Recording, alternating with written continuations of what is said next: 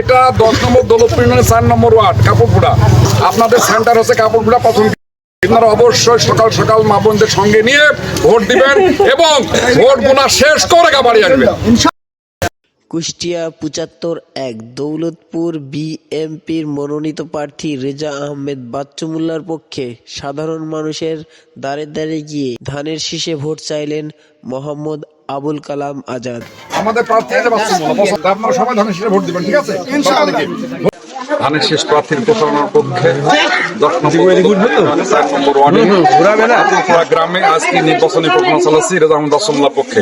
তিনি বলেন, এই নির্বাচনটি বিএনপির জন্য অত্যন্ত গুরুত্বপূর্ণ একটি নির্বাচন। তিনি আরো বলেন, স্লো পয়জন দিয়ে বেগম জিয়াকে মৃত্যুর কোলে ঠেলে দিয়েছেন ফ্যাসিস্ট শেখ হাসিনা।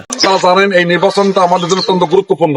দীর্ঘদিন খুন গুম এবং অত্যাচারে জর্জরিত স্লো পয়জনের মাধ্যমে তাকে মৃত্যুর দ্বারে পৌঁছে দিয়েছে এবং উনি মারা গেছেন। আপনারা জানেন এটাকে যত কষ্ট হাসিনা দিয়েছে, তার সরকার দিয়েছে এবং তারেক রহমানকে দেশের থেকে বের করে দিয়েছে। তারেক রহমান কিন্তু দেশে এসেছে, হাসিনা কিন্তু দেশে নাই, সদল বল নিয়ে দেশ থেকে পালিয়েছে। আমাদের তারেক রহমান উনি এই দেশে মহিলাদের ফ্যামিলি কার্ড দিবি 2 থেকে 2,500 টাকা। আচ্ছা বলছেন তো আমাদের এই গরিবের সংসারে ফ্যামিলি বাড়তে 2-2,500 টাকা কত কাজ হবে না? কাজ হবে। উনি বলেছেন সন্ত্রাস মুক্ত রাজনীতি করবেন।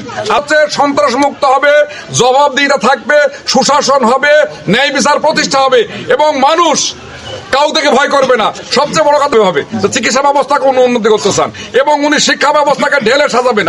অবশ্যই এই নির্বাচনে ধানের শীষে ভোট দিবেন। একটা স্লোগান, শহীদ জিয়ার কোন প্রতীক আছে? বেগম জিয়ার কোন প্রতীক আছে? তারেক রহমানের কোন প্রতীক আছে?